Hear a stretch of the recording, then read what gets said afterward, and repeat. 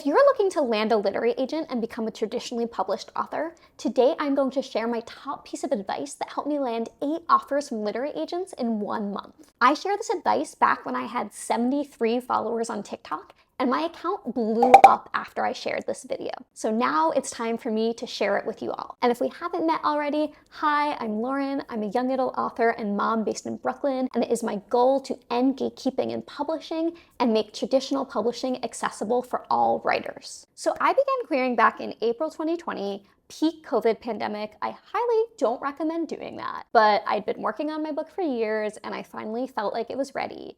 And so I was just trapped at home all day doing this one puzzle, constantly refreshing my email. My cat kept sitting on and destroying my puzzle. Querying agents was all I could think about, which I think is why I talk about it so much now, because I just learned so much, and I even have a free masterclass and a whole online course on this. So I put together this huge list of my dream agents. And now that I look back, I realize that writers, we're only able to scratch the surface when it comes to understanding what a top agent is and which agents are even going to maybe be interested in our books. So we look at agents that represent our favorite authors, but those authors are generally pretty famous, and then their agents now are also sort of famous in publishing, but we don't see that.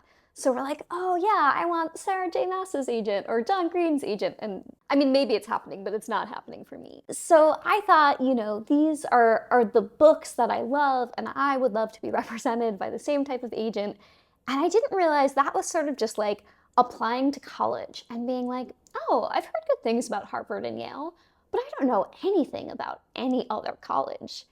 And so I started querying. And just for a little bit of background, if you're new to this, if you want to get a traditional publishing deal, you pretty much always need to first get signed by a literary agent.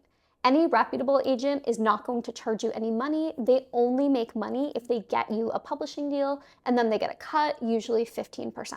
So the first thing you have to do is put together a query letter, which is a cover letter for your book, and compile a list of agents, and then start sending that letter out there and hoping you get some responses. So before I get into this, I want to share my not so top secret advice, which is that before you start querying, you need to have a fully complete and polished manuscript, one that has gone through multiple drafts and one that you have gotten feedback on from beta readers or critique partners or developmental editors. And if you're not sure how to find feedback, check out my description below. I have links to resources on all of those and a free critique partner database that you can use to find amazing critique partners for your story. So the way that this works is that if the agent likes your query letter and your first 10 pages, because usually you're sending your first 10 or maybe your first chapter along with your query letter, then they'll usually request either a partial or often a full manuscript.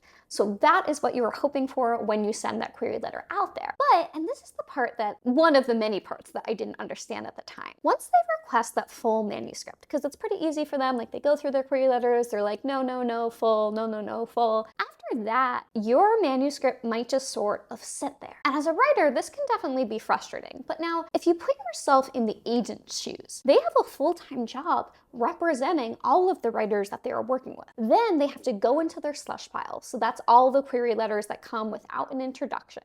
And they're basically going through those on a volunteer basis, looking for a few gems. And now, let's say they request 5, 10, 20 books a week.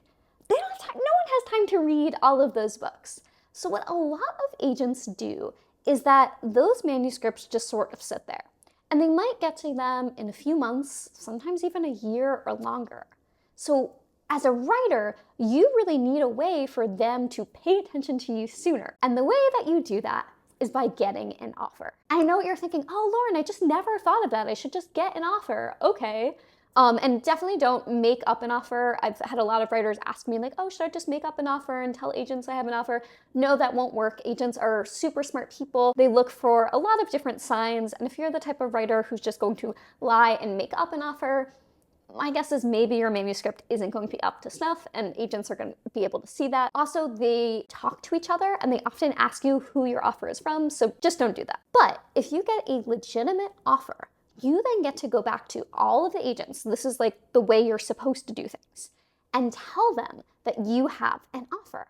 And now they have usually 2 weeks to actually read through your manuscript.